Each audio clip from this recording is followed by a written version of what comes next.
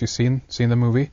I've seen it, and I've been meaning to watch that again recently because I've figured that there's probably messages in there I should be picking up. It's very interesting. Obviously, Carl Sagan behind the book Contact, and I think he was involved in the movie script as well there. But anyway, there is one scene there at the beginning when they first initially make the contact, and I think that they are using the first televised signal from one of the Nazi rallies. Now, it might even have been during the Olympics when Hitler makes one of his speeches. And that's strange, isn't it? They have exactly that the aliens are sending out, So there's definitely could be something to that, just the contact theme, and it might also be a hint. It gives us a hint that the Nazis actually made some kind of contact. They actually made some, they peered through another dimension. They got in contact with someone, and that later actually might have spawned or initiated the what happened in Roswell, because we know that the paperclip scientists like von Braun and all these other people went over there at the White Sands laboratories and continue their research on the rockets. Yeah.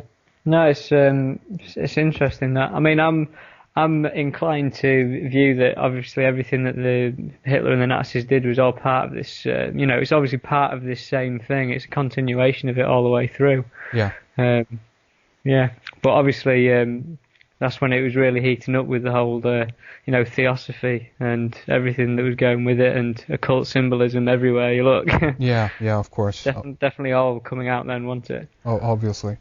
I also want to talk a little bit about another guy, and to kind of just dovetail this with what you've been talking about with the introduction of a new Messiah. And this was regarding a program we did with a guy called William F. Mann. He's a Canadian Knights Templar within the Freemasonic branch of that, and we talked, a little bit about this story of the bloodlines, what they are doing right now in regards to genetic research, and that they actually are looking for.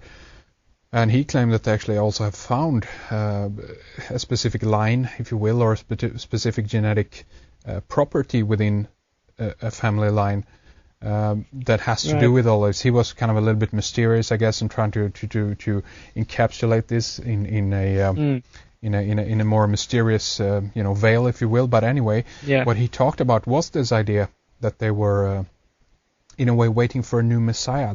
He talked about it that they needed, or he said in the program, we need a leader. We need someone who can take charge and unite all of these fighting factions on planet Earth. And obviously he never came out and said a name who it was at this time and so forth. But that just suggests a little bit, at least, that there is this kind of talk and research going on even within within some of the lodges, at least over there in Canada. Yeah, I would definitely. imagine that this is worldwide, but and the question that I posed to him, and I can kind of ask you the same, was that who is this leader for? I mean, because to a certain extent, I don't care if someone comes along and claims that he's the king of the earth or descendant of Jesus or whatever. I mean, to one extent, it doesn't matter to me. It doesn't affect me, not at least directly, and people can go and worship that if they want to, whatever. But he claimed that it actually was for the elites themselves. This was something for all the factions at the top who are fighting at the top of the pyramid, and it was for them. They need a uniting force. But for the man on the street, for people like us, it doesn't mean anything. What's your take on that? Well, I mean, I adhere to that because obviously, if it wasn't for our, supposed leaders, then we wouldn't be at war anyhow. Because if you ever speak to anyone in the countries and stuff, they never want to be fighting with someone else, do they? Yeah. It's not natural to be at war, even though they'll tell you it is. I mean, I don't know. It's I obviously don't understand what the people at the top of the pyramid obviously need, and I don't understand the actual kind of internal bickering that they might be having, but as far as I'm concerned, I don't need some Christ-like figure to worship. Yeah. Do you know what I mean? It's not a necessity. If, for instance, obviously we have got issues in the world, we've got greed and we've got power and we've got war and we've got violence and we've got jealousy and stuff, and these things will always be there while the world exists as it is. Yeah. And I mean, what I've been thinking of recent days essentially is that, this event that I've seen coming, I don't necessarily think it's going to be a bad event. It's going to be a good event, in the sense of I do believe that a spiritual society is going to be a much better society than what we've got now. Mm-hmm, But mm-hmm. I still can see this being, the fact that it's still going to be like a spiritual society, but it's going to be ingrained in like a pyramid of oppression, i.e., in the same kind of, class system sense.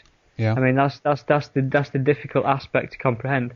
I mean, if you look at, like, for instance, the Georgia Guidestones, and they've got the 10 Guidestones, and it was anonymously erected by R.C. Christian, and obviously R.C. Christian is an anagram or a wordplay on Christian Rosencrantz, who was the founder of the Rosicrucians. Right. And obviously they've outlined on those 10 guides, on the 10 commandments on those guidestones, their vision for a new world. And obviously it is based on a spiritual society. It's based on a lot less people as well. 500 million, I think it was, that they wanted to bring the population down to. Yeah. And it could be that, what is going to unfold is going to ascend the population, but it's going to reduce the population. And it could be that they're making this world for their own. Yeah. Do you know what I mean? Yeah. And that's what they've been working towards. I don't know. It's a difficult subject in that sense, because you could look at it from two angles. You look at it as, I mean, my personal opinion is all of this Alex Jones, Prison Planet, Infowars, fear-mongering on a political and government level, that's doing no good whatsoever. And it's because it's just, diversions from the real truth behind it all anyhow. But aside from that, there's this perception growing that there's this Big Brother style police state growing around us. Yeah. Which is obviously, we have got police, added numbers of policemen and stuff like that going around. Mm-hmm. But I can't help but all of this is needed to then move us into this spiritual stage. This is all a fictitious kind of like story. We're going to have to make us look like we're putting this horrible society on people, involving the police and everything that goes with it, Big Brother. Yeah. I don't think that they could ever, logically they can never implement anything like that anyhow, because the people will always win. That's a good point.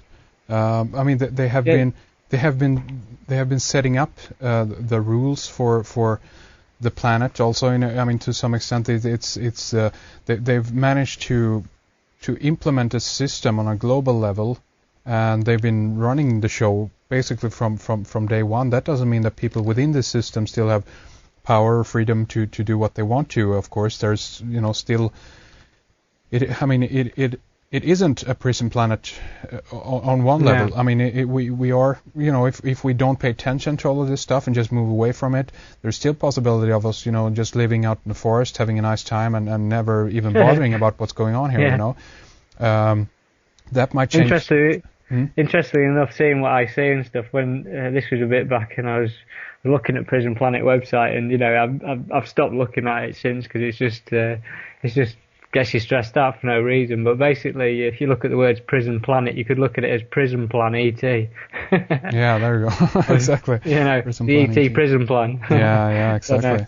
No, I mean, play on the words. It's a good point. I think for me, from a point of view, it's more like I want to keep a little bit of track on everything, what's going on. I mean, stuff in the geopolitical world that's interesting to one extent, but then, as you say, there's another level to it.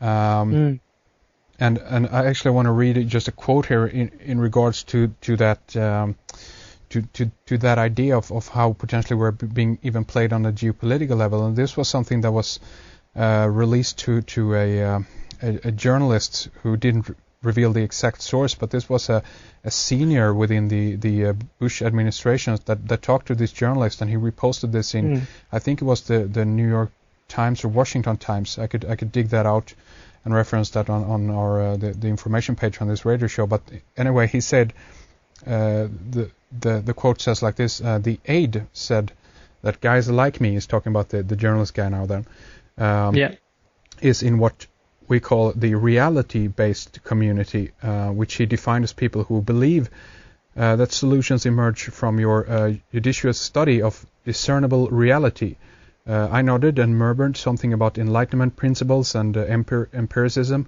He cut me off. That's not the way the world really works anymore, he continued. We are an empire now, and when we act, we create our own reality. And while you're studying that reality judiciously, as you will, we will act again, create other new realities which you can study too. And that's how things will sort out.